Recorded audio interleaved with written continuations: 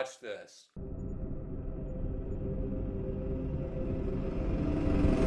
The Housemaid is starring Sydney Sweeney as a girl named Millie who is not living her best life. She's living out of her car.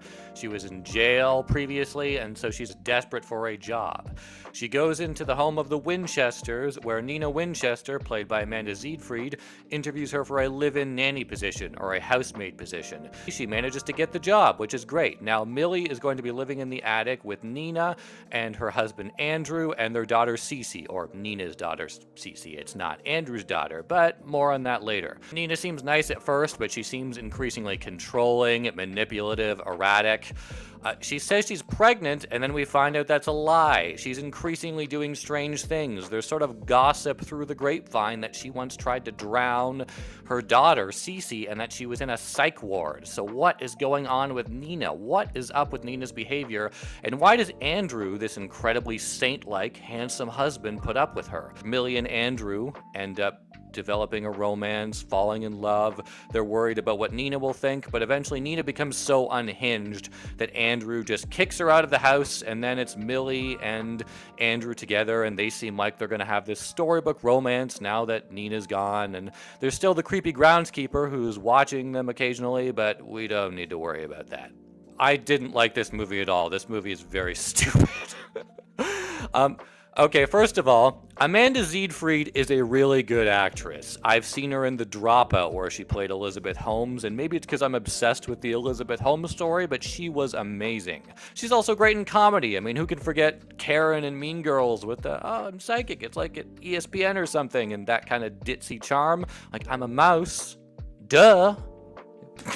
Just pretend I have mouse ears here. And she's giving her all in this role, but this is just such a stupidly written character that it just comes off as melodramatic craziness. Nina goes from seeming like a genuinely sociopathic, manipulative, erratic lunatic, and suddenly we find out that was all just a scheme to get out of the house.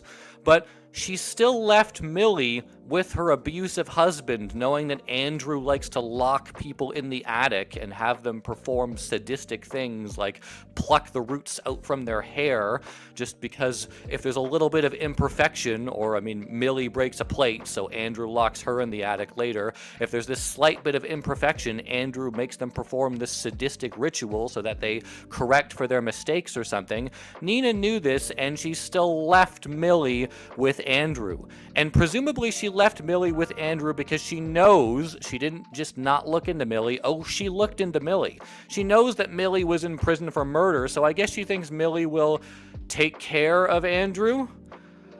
This is a incredibly dangerous thing she's doing. Okay. I know this movie's supposed to be schlocky, but it's just stupid. I mean, when Millie and Andrew start to fall in love, this was like right after, chronologically in the movie, Millie had just found out that supposedly Nina had drowned her child, or tried to drown her child.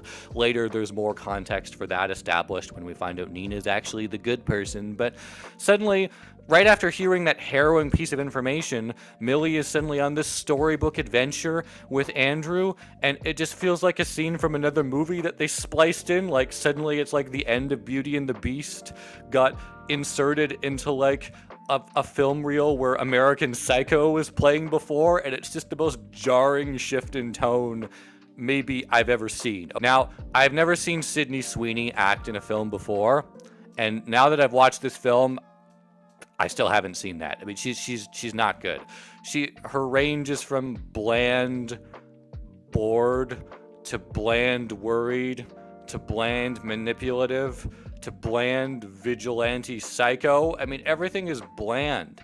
And nobody calls the cops in this movie. I don't understand why once Amanda, if Nina is really a good person and she's not leaving this total stranger with a prison record as bait to either kill or be killed by her husband, why doesn't she, after engineering that reversal, call the police? Nina and Millie team up to kill Andrew, and then after he's had his tooth removed because Millie was psychologically abusing him by the way he psychologically abused Millie and Nina, instead of calling the cops, like, okay, so, okay, by the time they knock Andrew off the stairs, Andrew had his tooth removed and he had a huge gash in his face, and like he obviously wasn't killed by falling down the stairs, or at least that's not the only thing he was killed by. And then Amanda Seyfried just throws a light bulb down and goes, "Oh, we can say he was killed when changing a light bulb." And then they call the cops, and the police obviously don't buy this.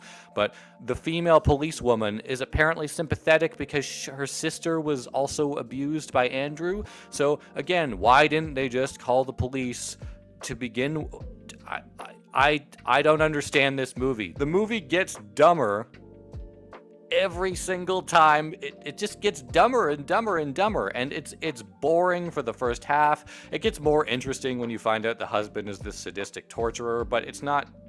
It's just interesting in a dumb way. The movie is never not dumb, and it saves its even spectacular level of dumbness for the end. Apparently Nina and Millie they're not friends now exactly, but they're on good terms, and we're just gonna forget about the fact that Nina was this psychologically abusive monster for the first half of the movie, and that was apparently just this next level manipulation so that Nina could get out of the house, and instead of just driving off, so Nina could get out of the house and leave Millie there as bait to be killed, which is kind of even worse. That's all fine, who cares? Nina gives Millie $100,000 and says something like, "Oh, go live your best life," or "Go make something of your life." And so now Millie is, after going through that actual nightmare, is going to another housemaid job, and this new housemaid has scars or something on her wrists, implying that she's been abused as well. And she kind of says like, "Oh, my husband's a hard man to please," and she brings up the knife, psh, psh, like that, like clatters it down menacingly on the little cutting board thing where all the knives are, and then Sydney Sweeney goes, "When can I start?" So I guess Sydney Sweeney is Dexter now, but again, this woman has physical evidence of her abuse, so they could call the police, because we just called the police and we found out that the police are sympathetic. So why can't we do that again? Are we gonna send Sydney Sweeney in to be a vigilante killer? Which don't watch this movie. Okay, so I'm gonna give this movie 1 out of 4. Okay, maybe I'll give it 1.5. Why am I being that nice? It was more entertaining at the end. I'm torn between 1 and 1.5. I'll give it 1.5. I don't know why. It deserves 1. Like and subscribe to the channel if you want me to put myself through more crazy movies like this. Bye.